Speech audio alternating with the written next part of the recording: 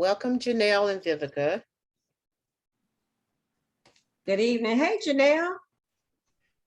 And Vivica is a neighbor and who's supposed to be in choir rehearsal. Hi, Tamara. Hi, Janelle. How you doing? I'm well. How are you doing? Good. I'm glad to hear your voice. Glad to hear your voice. Good to see you.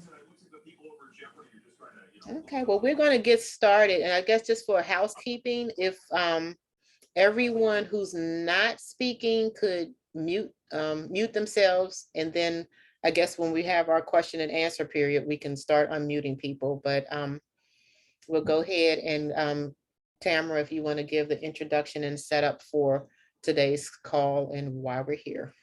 Sure. So, working with multiple monitors, I don't know which way I'm looking, but good evening. My name is Tamara McKinney. I'm a resident of Prince George's County. I live in Lanham, Maryland. The county did some updating to zoning. They have had some forums where they've invited the public to comment. And in meeting our guest speaker tonight, I told her I had to just admit that I was ignorant to a lot of the information. Looking at the county website, there was a lot I didn't understand. And so Mrs. Sweat offered to educate us this evening. So I asked her if I could invite some of my neighbors to join me, and she said yes. To give you a background briefly, Ms. Tonya Sweat has been an attorney for over 20 years.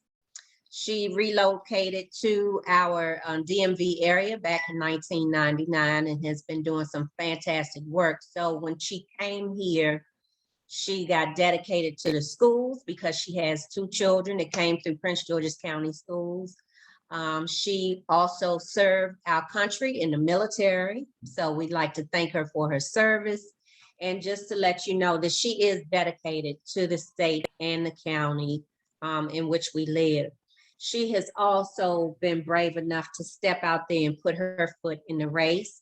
However, this meeting is not about politics and it's not about party or stances, but it's about Ms. Sweat being willing to educate us on this zoning issue. So I'm going to let her finish our session. I want to thank you for taking this time away from your family because you're a mother like we are. You're a working woman, and I know you are exhausted with this road you have ahead. So without further delay, Ms. Tonya Sweat.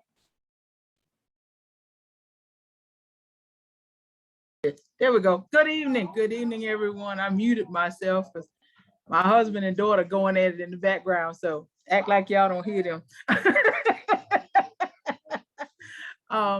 First, I have to thank Tamara and Beverly for inviting me to do this. I appreciate these 2 young ladies very, very much because I met them while I was out and about being the big mouth and fussing about stuff. Then I found out there were other big mouths out there fussing too. So I didn't feel like I was alone. So it's always awesome to have comrades in advocacy and activism who want to see our community be the best that it can be. And I appreciate them and enjoy working with them on this trek. The zoning process, it's interesting. I had to do a lot of research and backtracking because at first I didn't quite understand what all was going on myself. And even though I've practiced law now for almost 25 years, I'm not a land use attorney. And so I had to kind of get a good understanding of all the intricate details involved here. But what I will tell you is after studying this process, this plan that the county has, I've spoken to a number of longtime residents, some who participated in the process over the years. I've also had the opportunity to speak with members of park and planning because they have somewhat of an understanding about what's going on. So I kind of got some clarity. And after sitting through the hearings, Monday night, Tuesday night, and listening to the experts, the land use attorneys that some of our fellow Prince Georgians have hired to raise objections to some of this stuff, I feel a lot better about what I've learned and my meager understanding of what's going on. So that it's clear, this is not new. This process actually started as early as 2014. And because of state ethics laws, it has been slowed down tremendously. Under state law, Maryland law created the Maryland National Capital Park and Planning Commission. And we know it as it's MN, we see a PPC, that symbol. That commission oversees land use in Montgomery County and Prince George's County. And state law set that commission up so that Montgomery County and Prince George's County would somewhat be similarly situated as it relates to zoning and how the land is used because of the county's proximity to the nation's capital. There was many, many years ago concern about the distinction between the two counties and the fact that they literally lay on the border of the nation's capital in the state of Maryland. It doesn't mean that Montgomery County and Prince George's County have to be identical, because we all know that they are not. What the law did was, in creating this commission, they also created two district councils, one that oversees zoning and land use in Montgomery County, and then a council that oversees land use and zoning in Prince George's County, and they're called district councils. But the unique thing about these district councils is they are the county councils. So when we elect our members of the county council, they at times will change hats and act as the district council under the Maryland National Park and Planning Commission. And in that role, they actually have the authority of state law to decide how we use our land, what we build on our land, how we make money on our land. And in 2014, the district council, who's also known as the county council, decided that we needed to do some rezoning. Part of the reason was zoning in Prince George's County had not been reviewed or revised in over 50 years. And during that time, the county has grown tremendously in development, whether it be commercial or residential. And they were getting a lot of applications from homeowners, landowners, developers saying, hey, I want to do this with my property, but the current zoning ordinance doesn't allow it. Can we get an exception? And over that 50-year period, the district council actually gave out a whole lot of exceptions to what used to be the zoning ordinances. The district council, in its role as the county council, actually rewrote all of our zoning ordinances in 2019. So some property that had been zoned or labeled as mixed use property now has a totally different designation under the ordinance. In order to make the ordinance and planning basically one and the same, now the district council has to approve this Countywide Sectional Map Amendment, which basically has taken the county map and redrawn it, but for zoning purposes. So if you go to the planning board's website, you can pull up the map and it shows you all these different colors. And those colors are supposed to indicate or designate the primary ordinance coding for that area. What I've learned in listening to the hearings for the past couple of days is not all the land in those areas actually have those codes. And there are some landowners, longtime landowners, who are complaining because they don't understand why their zoning has been downgraded, and in some instances downgraded to the point where their current activities would be prohibited now under the new zoning map. The district council has basically promised anyone who suffered downgrading that their use will be grandfathered in. So they don't have to stop doing business, because it mostly will affect our commercial landowners.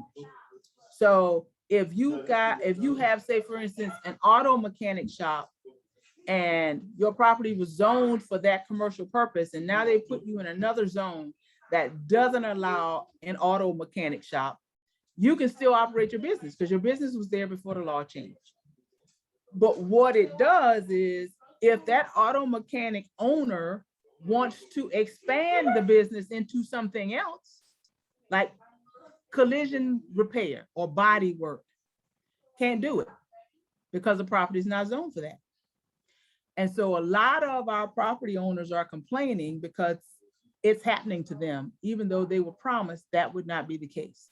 They would remain in a zone that was similar to what they already had.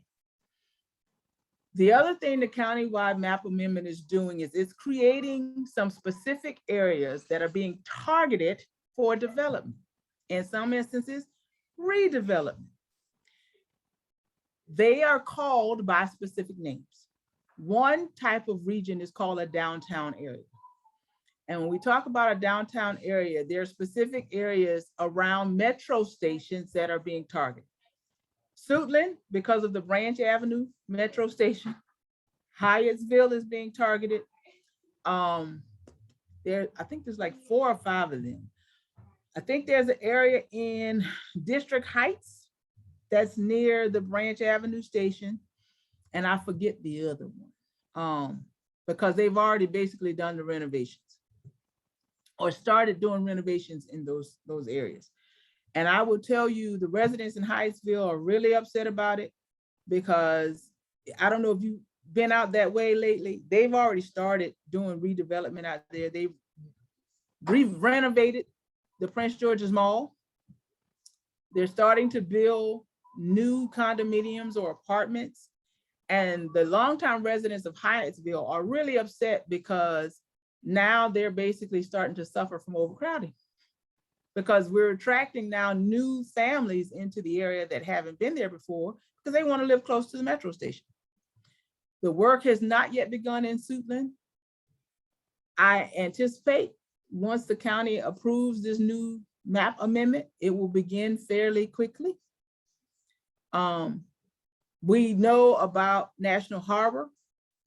The only reason why National Harbor was not labeled a downtown area in the Countywide Map Amendment is because there is no metro station there, but there is a big move to have a blue line, or have the blue line extended to National Harbor, which would then put National Harbor back into that downtown zoning area.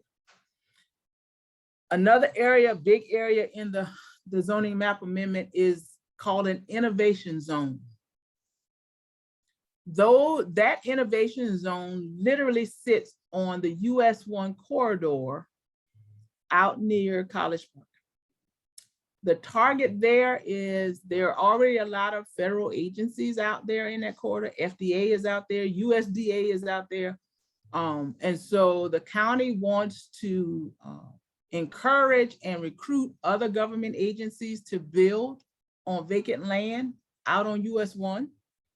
And so that area has been targeted as an innovation zone for its zoning designation, with the hopes that we'll get more federal agencies to come and invest money in that area.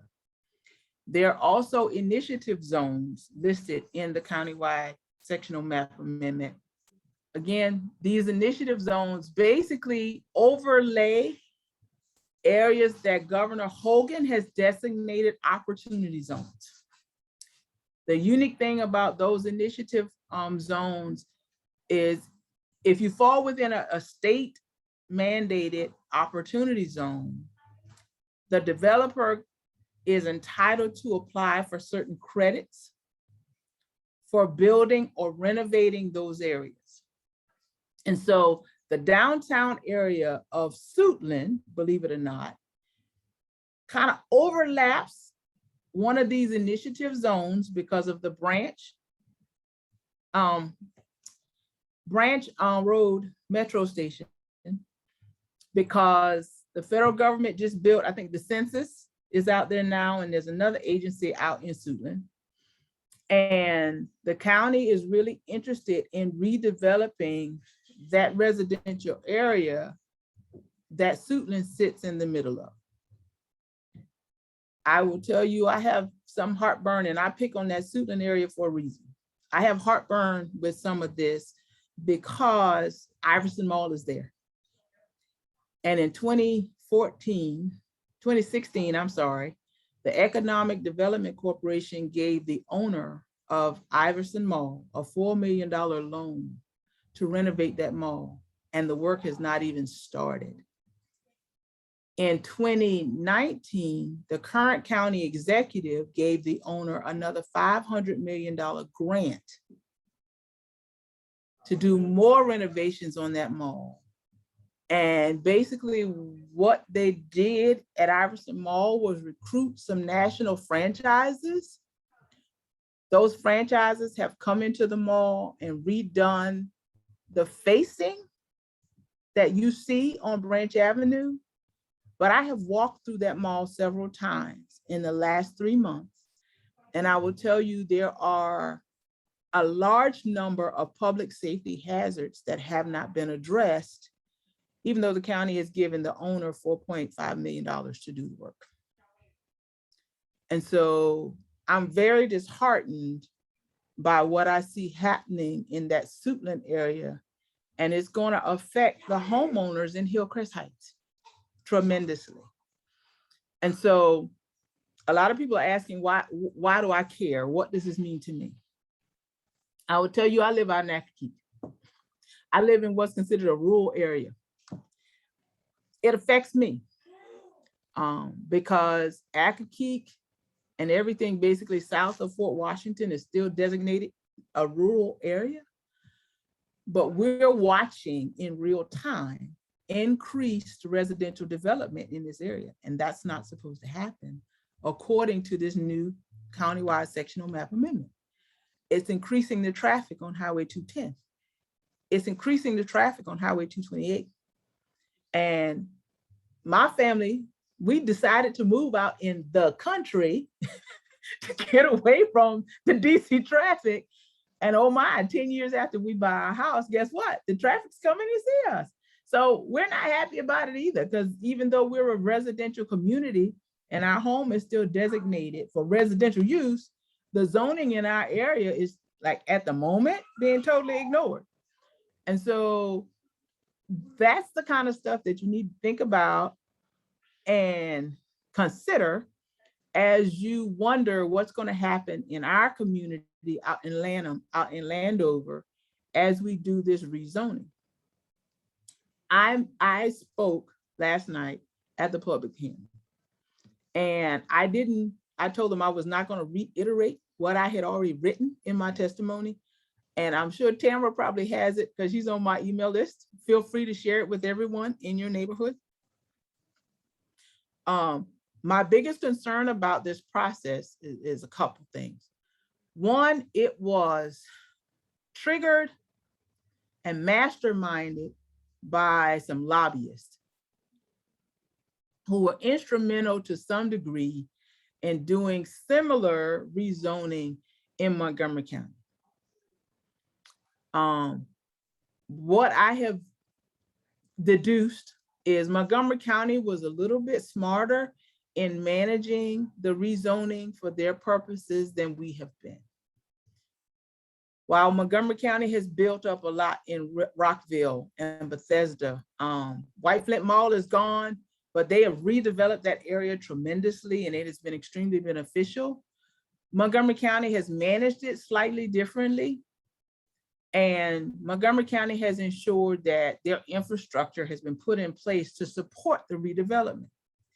My concern with this Plan 2035, that is an official title of a document that exists in the county, Plan 2035 does not talk about improvements to our infrastructure.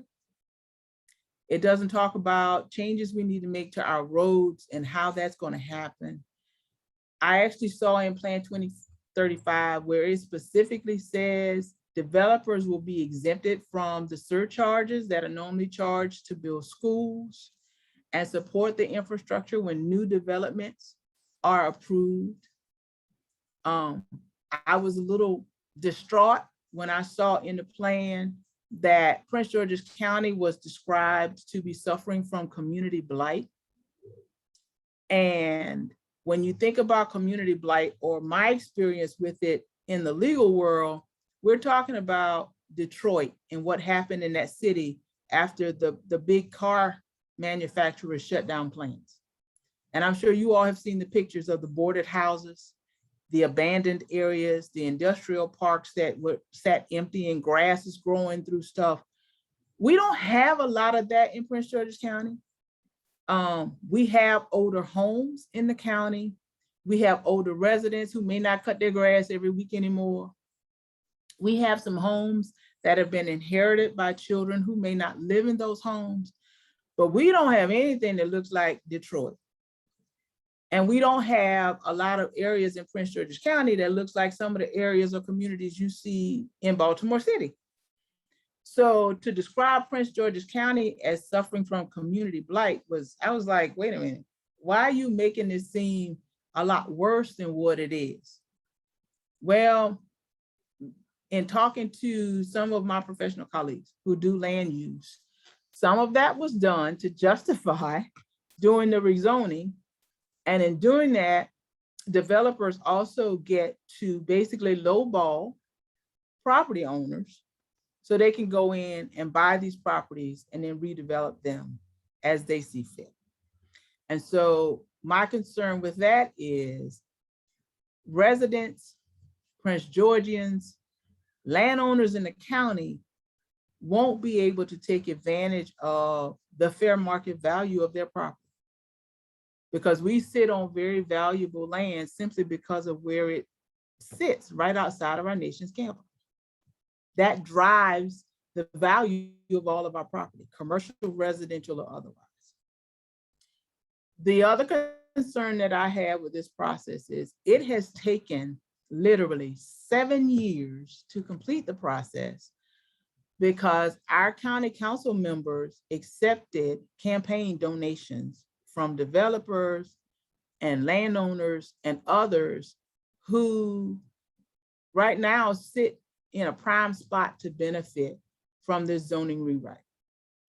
And under state ethics laws, because they had accepted those donations when they were campaigning, they couldn't vote on this very document.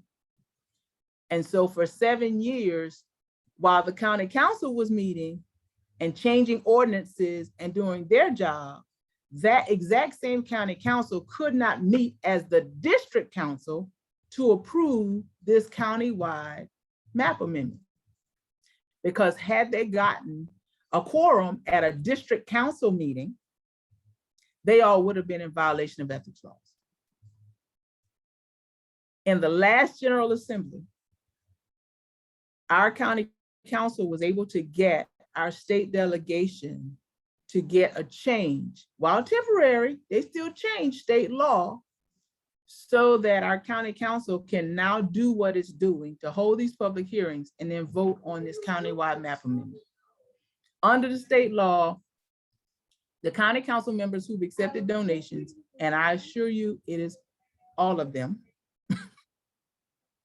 If you look at their public campaign finance statements, all of them have accepted money in some form or fashion from a commercial developer who has asked for something under the zoning ordinances, or a landowner in some form or fashion who wants something under this ordinance. And so none of them could participate before now. But the law was changed last legislative session to allow them to vote on this thing with a couple of conditions. They were supposed to return those campaign contributions to the donors. I have not seen disclosures yet from any of our county council members regarding their refunding those donations. Those reports, if they do the refunds during this year, those reports are not due until January. So we won't be able to technically track the refunds until next year. By then, the vote will have been taken. There were some other conditions regarding disclosure and transparency that's supposed to be put in place. One of the biggest concerns a lot of community activists had was the fact that applications for exceptions to the zoning policies were not being published for the public to see. There is now a portal on the planning board's website where you can see some of these applications, or the ones that have been filed prior to September 14th, the ones that were filed last year. The other tricky part about that is, even though the hearing closed last night at 10 o'clock, the comment period does not close until September 29th at 3 p.m. So anybody who wants an exception to the current rules can still put in an application, and there will be no public hearing. So if you catch a new application, all you can do is write your own comment and submit it by September 29th. And there were several attorneys who said last night, I'll be submitting my comments in writing. Well, if you knew what you were gonna say, why haven't you submitted your comments already so we can read them? So we'll have to monitor the planning board and the county council's website to see what other comments come in over the next couple of weeks. One of the other conditions to the temporary change in the ethics law, because the change is not permanent, it will sunset at the end of this year. So one of the other changes is any request to do upzoning, if you will, of a particular area is prohibited. So my example, my home right now is zoned for residential, single family property. I cannot request for an exception to the rule and get a zoning increase in my property that would allow me to have a multi-family dwelling in my house. So I couldn't take my house and convert it into an apartment and rent it out to two different families. It has to remain a single family standalone dwelling as it is currently zoned. So that's the other condition in the law. No upzoning, but you can still apply for exceptions. We just won't see them, if ever, until sometime between now and September 29th, if they're not already in the system. What a number of commenters asked the district council to do is make it easier for the public to see all of the applications for exceptions, because it's not easy to follow. It's difficult to get in that system and figure out what's what. The applications for changes in zoning are literally mixed in with general comments. Like mine is in there, but I didn't ask for a change in my zoning. I just complained about the process. So you literally have to go in and either read the thousands of documents that have been submitted since 2014 to figure out what's what, or you just kind of throw up your hands and say, this is crazy, I can't do this. So activists are asking the district council to make it easier for us to determine which ones of those comments are applications for changes in zoning, so we can go in and look at those specifically and individually. And they're also asking the district council to set another date for another round of hearings, 60 days, basically after September 29th.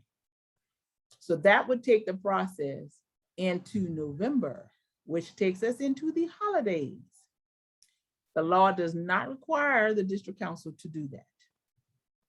I encouraged them last night in my oral comments to listen to what the commenters, who are all Prince Georgians or members of our community, listen to what they're asking and give it fair consideration, and don't just ignore it. I have no idea what the vote is going to look like. Right now, it's not scheduled until October. All indication is that the district council intends to move forward with the process and do their final vote in, I think it's mid to late October, so that they don't run up against that ethics law deadline at the end of the year. Because if they don't get this thing done by December 31st, then they're gonna have to go back to the General Assembly in February, ask for another exception. So they are really interested in getting this finished. And while I'm really not here to talk about politics, I have to throw this in because it's an issue. It's election time. The primary is June 28th of 2022. And the vast majority of our county council members are up for either re-election or they're term limited. We got 3 of them I know who are term limited, can't run for their seats again.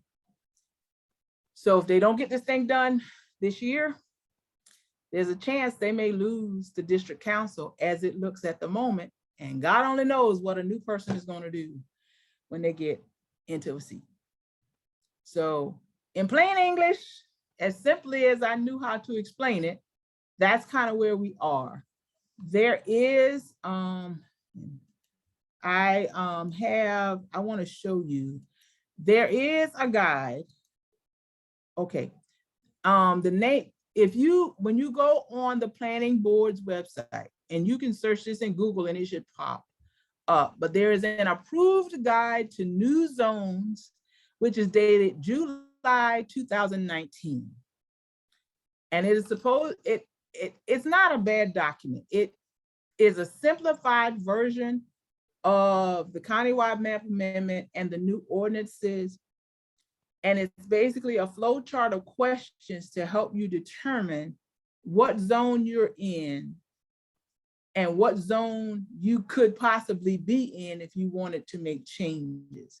And it's literally a question and answer kind of thing. It says, like, are you a commercial property? Yes or no. If you're yes, then the next question, if you're no, you go someplace else. So it's a flow chart with pictures that tries to make this thing simple for us folk who don't do land use law on a regular basis. So you can take a look at that if you're interested in understanding how the process is going to work. But what I will tell you is most residential properties, they're not going to change. It's residential. And you got to understand they're getting property taxes. So if they change your residential zoning, it affects their ability to collect those real property taxes. What those of us in residential areas really need to be mindful of is our location as it relates to those downtown areas, the innovation zone on US 1, and the initiative zones where the county is looking to do a lot of substantial redevelopment. And the concern there is, do we have streets in place that can shoulder new traffic, increased traffic for areas where we know commercial developers would like to build new condominiums and apartments? Do we have schools that can support the new families that will be bringing in their children? And we already know the drama we got going on with our school system, whether it be building new schools, school board in chaos, however you want to describe it. We got to think about whether we have a school system that can support an influx of new families. And my question, which I haven't gotten an answer to, is does the county really expect new families coming in to use the public school system? Because when you start exempting developers from paying the surcharge to improve our schools, that says to me, you're not expecting to recruit new families who would use the public school system. When we start doing that kind of stuff, now we really get into this area of gentrification. So that's kind of the road we're going down with some of this. And so I think we really have to think about what's happening here. And even if you don't understand all of it, I think it's worth just writing a short letter to say, are we gentrifying the county, and submitting it to the district council? They got to answer that question. And I don't know, to be honest with you, whether they have, and when I say they, I'm talking about our elected county council members. I don't know if they've thought it through to that degree, but that's a real possibility. So with that, I'm gonna turn the mic over to you all. Ask any questions that you have. I will answer them as best I can. If I can't answer them, I promise you, I'll find you an answer. I will type it up and send it back to you through Tamara and Beverly so that you get an understanding of what's happening. And I'll make sure I get it done at least by the 20th of this month. So if you want to submit your comment, you'll have at least a week to do that. Okay. Thank you, Tonya. You're welcome. That helped clarify a couple of things. I guess I thought I was trying to read as I was trying to go through those documents myself. So again, I'm glad for your, your overview of and just kind of clarification on what is really going on. So we can start taking questions. It's not a whole lot of us here. So if, whoever wants to start, you can raise your hand and unmute yourself and we can, get your questions asked.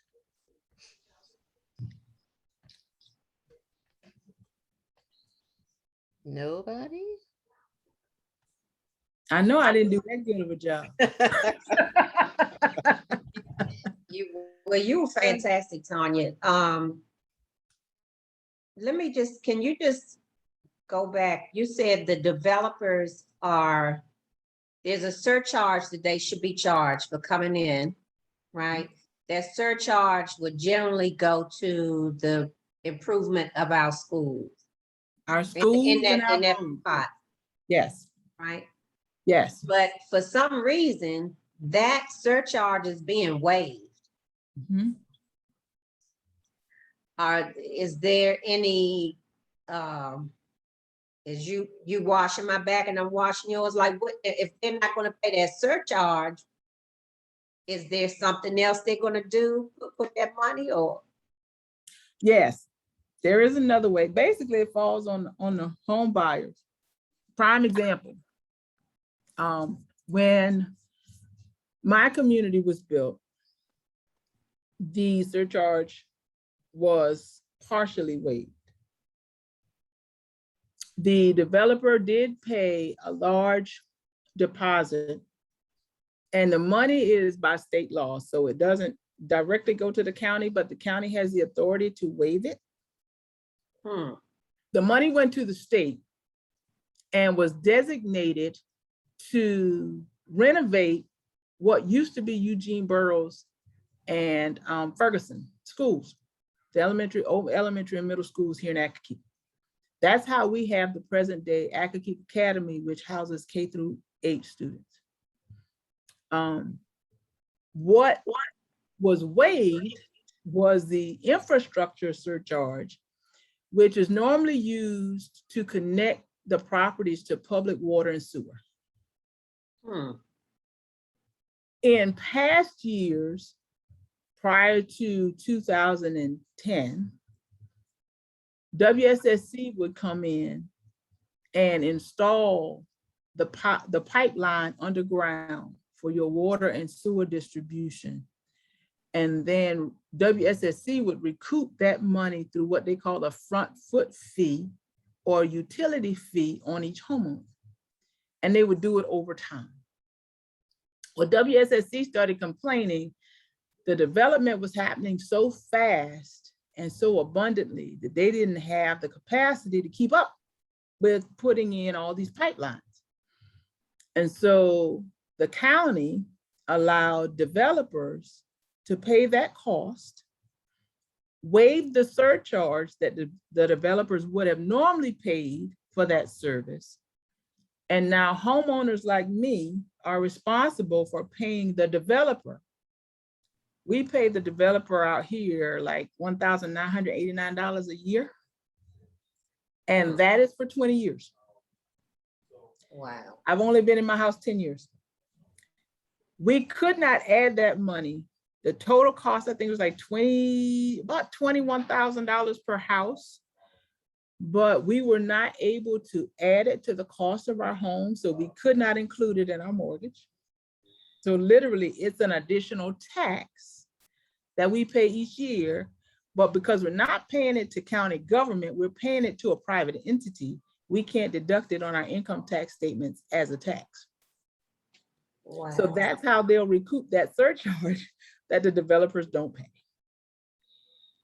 And if you're not paying attention to your documents when you buy your home, your condominium, or lease your apartment, you don't understand what that money is until you get this big fat bill and you go, what the hell?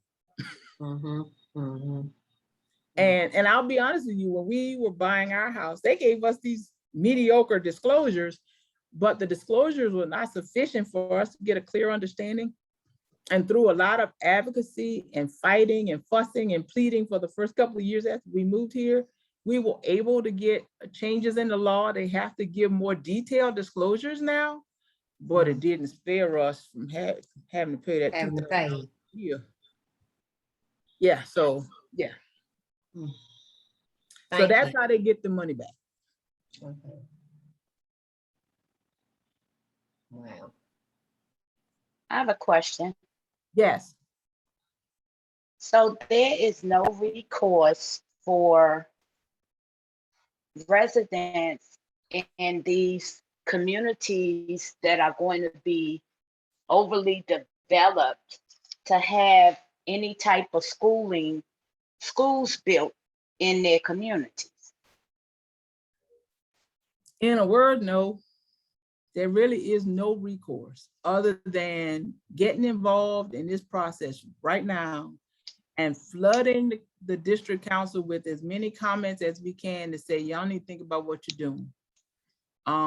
Because after that, the option is to lobby, if you will, a newly elected district council to make changes. But the process, it takes time. It takes time. Tonya, would you mind explaining again, because Ms. Joyce stepped on a little late and I think Mr. Johnson did too. Can you explain how for them, missed it, how you said the district council and the county council are one and the same. They're identical, but the two bodies have different authority. The county council, which we elect every 4 years, has authority to sit as what's known as the district council. That was created by state law. The Maryland National Park and Planning Commission was created many, many years ago by the General Assembly.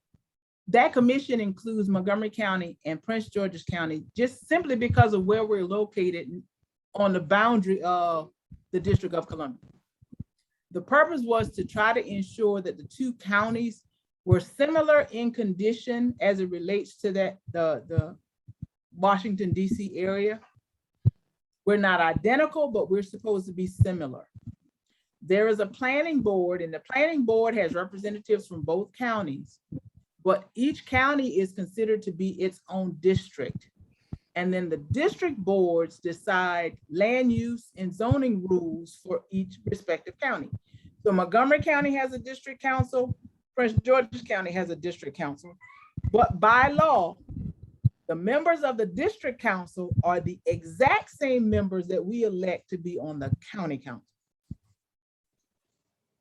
Thank you, Tonya. Winton, you have a question? Oh, I'm aware of what she's saying, because I go deep into that. I'm gonna say, how y'all doing today? Tonya, I'm glad that you really touched on the Iverson Mall thing, because I am involved. Well, not involved. I know somebody who's really involved in that. And what you said about the money and the grants that they receive.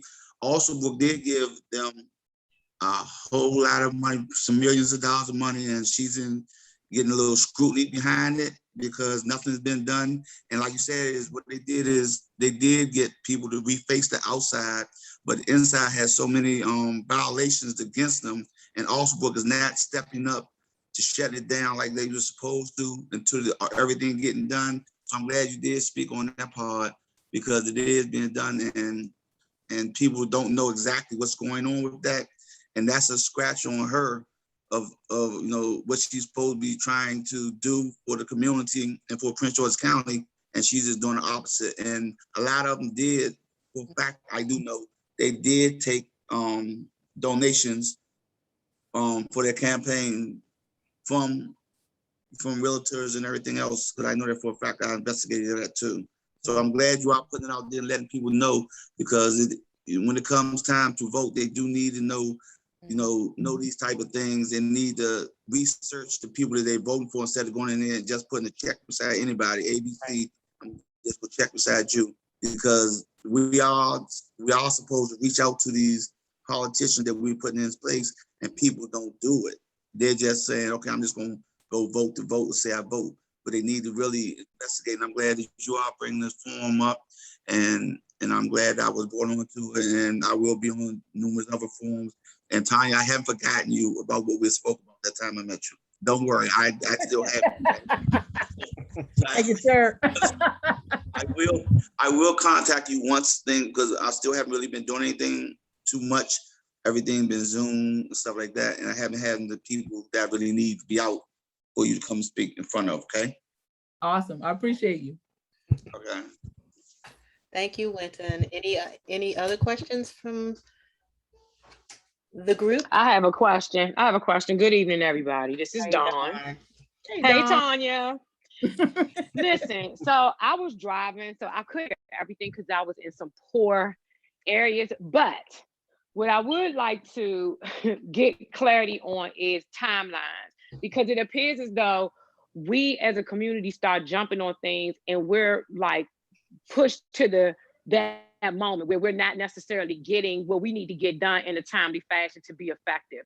So what I think I heard you state was that everybody on the county council has made money from developers, correct? Pretty much those developers have helped them get elected, yes. Okay, and that in moving forward, yeah, so I need to have a one-on-one with you. I got a good gist of what you're saying. At the end of the day, they're bought. That's what you're really saying. And no, it's the truth. It's just getting to the nitty-gritty. So at the end of the day, they've pretty much been bought, and which means they're buying us.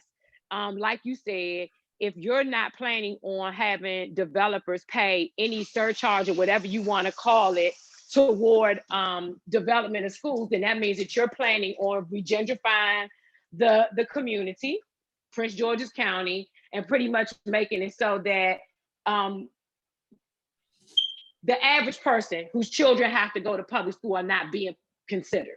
Mm-hmm. So I just need, whenever you get some time, I don't know, if it's possible for you to be able to put something in writing, give us some kind of chart or something where we understand timelines and what we can do, because just like tonight, we're giving them great info, we got to get to the people. Mm-hmm. Right. And I think that's super serious. Yeah, the biggest date that everybody needs to be aware of right now is September 29th, 3 p.m. Oh, wow. That is the last day and time you have the opportunity to submit written comments. At the moment, the district council is not planning to have any more public hearings. They've not announced any. The last one was last night, and it adjourned at 10 p.m. But everyone has until September 29th at 3 p.m. to submit written comments on the plan. After that, they intend to take about 3 to 4 weeks to review those comments, purportedly, supposedly, I'm assuming that's what they're going to do. And then the district council will meet in late October. Supposedly, the plan is to do a final vote on this thing. And once they do the final vote, that's pretty much it. There are, like I said, there are some people who've asked them to reconsider and reopen the process and have another round of hearings 60 days after the September 29th date. I have not heard, there's been no indication that they intend to do that. And the law does not require it. So, what I do know is they have until December 31st to make something happen, or they're gonna have to ask for an exception to the ethics laws one more time to get through this process. Tonya, I have a question. Is there any big opposition against what they're doing right now, or is it really just all us? Like There big groups? is Revolution Prince George's. I don't know if you heard of them. They're a part of Progressive Maryland. Mhm. They right now are leading the big push for the district council to extend this process and do another round of hearings. There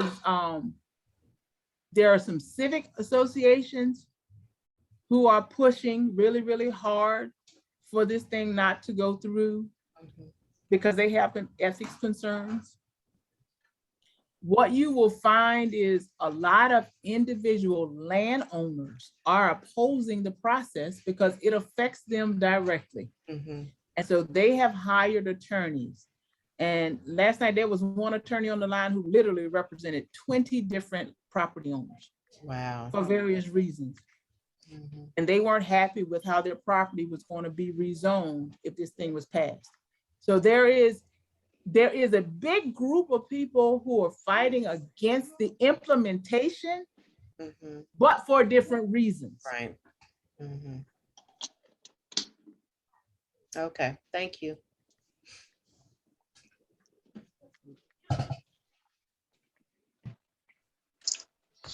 Any other Tanya, questions? I have another question for you, Tanya. I'm sorry, I ain't see my hand. This one again. Okay, question. The Hampton Mall on Central Avenue 214. Mhm. Me and Sharon Baker spoke about this years ago when he was in county exec, right? In reference to that. What type of zoning is that coming under? I don't know the exact labeling for the zoning, but I will tell you Central Avenue is in one of those initiative zones. Okay. And there's a big group of commercial business owners from that shopping center who are fighting the changes to the zone because they stand to lose. Mhm. Okay. Okay. Tamara, you got your hand up? Tamara? Girl, I was trying to find my mute button. So Tanya, there was a gentleman on the call talking about his family had a tow truck company for a few decades in the area. And I think he said Ritchie Road, right? And we know that's a residential area, but to his point, he was saying that nobody knows they're even there. So that would be an example of a person being grandfathered in if Correct. that zoning change, right? Correct. But if he wanted to enhance that business, that's where he could not change what he already had. Right. He might have a problem depending upon what his new zoning designation is. Mhm. And I would tell you, Ritchie Marlboro Road is in one of those initiative zones. Mhm. I don't know if y'all been out there lately, but we already got Royal Farms on the corner, right? Down the Right. street. Right there. From, Yeah. Right. right down the street from the Right. Dutch Village. So that Ritchie Marlboro area is in, because it's on that 301 corridor, and it's in one of those initiative areas, even though there's no metro station there. Mhm. I think that has a lot to do with the plans for the Purple Line and the high-speed rail and all that madness that we still trying to figure out. Because our little P3 project on the Purple Line fell out. Yeah, so yeah. And then secondly, you mentioned about the metro. Have there been any homeowners are you aware rather of any residential areas that are targeted to be destroyed because of building or enhancing transportation? What I will tell you, in Hyattsville, there were no homeowners targeted, but they killed some trees. Mhm. And the homeowners were not happy about them taking out those reserved green spaces. Yeah. Mhm. I have not seen any specific or detailed plans for the Suitland area, but because I know that area fairly well, and there are no green spaces, there are no trees in Hillcrest Heights, Mhm. I'm very concerned Yeah. about the residents over there and what might happen with their homes, because they're closer to that district line, and those trees were taken out a long time ago. Yeah. Mhm. And they're right on the other side of the Suitland Metro. Mhm. Mhm. Mm. Thank you. Mm. This is just something. Yeah. Mhm. I have been getting plenty of, I don't know about anyone else that's in my area, but I know I have started getting what sounds like Caucasian or European descendants calling, asking, was I interested in selling my home?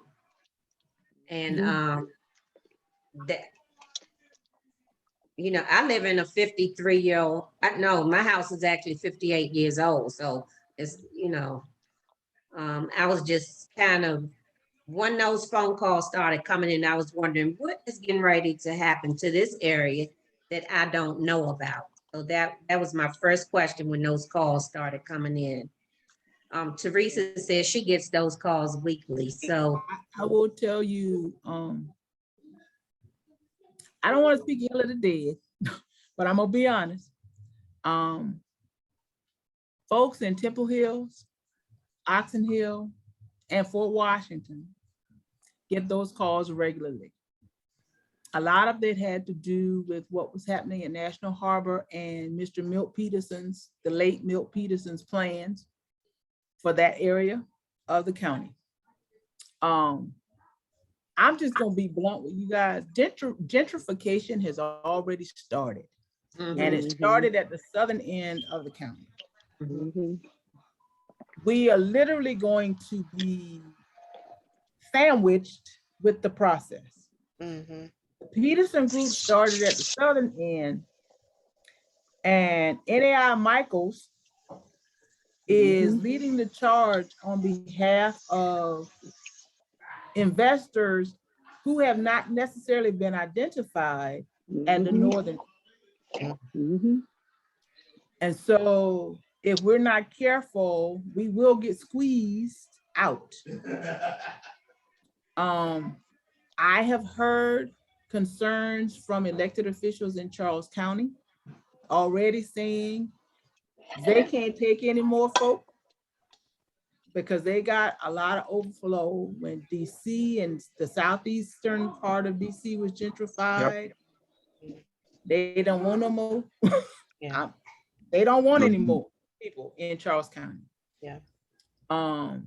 There is a large contingency of displaced DCers, if you will, who've actually relocated in Virginia in King George County. Wow. So it's like, okay, well, you're gonna push 900,000 of us out of Prince George's County. So that's why I said we have to make it known in writing, on the record, we're not happy with this and what we see happening. And the money sounds good. I mean, literally, people will call you and offer you cash for your house.